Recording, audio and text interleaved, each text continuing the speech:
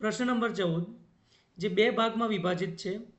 એક વેધશાળામાં આવેલ વિશાળ વક્રીકારક ટેલિસ્કોપના ઓબ્જેક્ટિવ લેન્સની કેન્દ્ર લંબાઈ 15 મીટર આપી છે.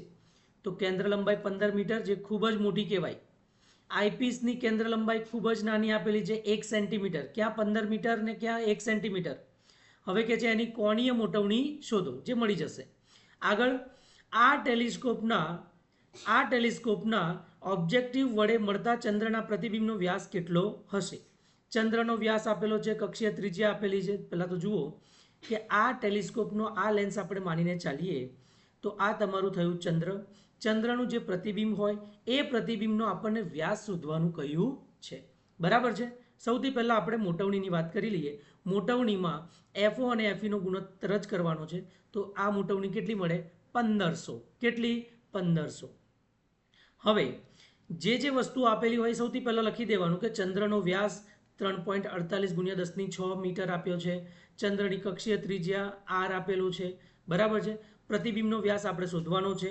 ઓબ્જેક્ટિવથી ચંદ્રના પ્રતિબિંબનું અંતર જે 15 મીટર એફઓ તરીકે, હવે આપણે પેલા કેન્દ્ર લંબાઈ અને વસ્તુ અંતરવાળો જે છે એના પ્રમાણે જવા જઈએ તો આપણે એફઓ અને એફઈ જે છે એને જ વીઓ અને યુઈ તરીકે દર્શાવવાનું રહેતું હોય છે.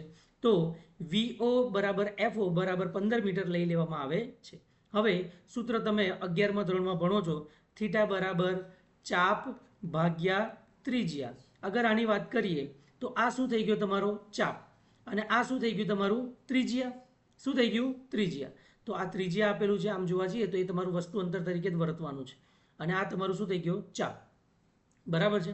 તો ખૂણો એટલે આલ્ફા તરીકે લીધો છે. તો ચંદ્રનો વ્યાસ ભાગ્યા ત્રિજ્યા. વ્યાસ કેટલો આપ્યો છે? આ બાજુ આલ્ફા બરાબર dm/rm. હવે આ કઈ બાજુ થઈ ગયું? વસ્તુ બાજુ. હવે પ્રતિબિંબ બાજુ વાત કરીએ તો આ તમારું થઈ ગયું શું?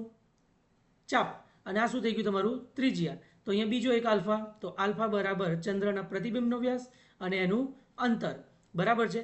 તો એ અંતર કેટલું કહેવાય? વીઓ. અને આ કેટલું? ડી. અને આ તમારું આલ્ફા. બંનેને સરખાવીશું તો dm/rm d/v0. શું નથી ખબર આપણને? ચંદ્રના પ્રતિબિંબનો વ્યાસ. તો ડીને સૂત્રનો કરતા બનાવો, વીઓ ને આ તરફ લઈ જાઓ. બરાબર છે. તો વીઓનું મૂલ્ય 15 મીટર, ડીએમ અને આરએમનું મૂલ્ય આ રીતે આપ્યું છે. હવે આને સોલ્વ કરતા આપણને મળે છે ડી બરાબર કેટલો? 13.70 સેન્ટીમીટર. ઓકે.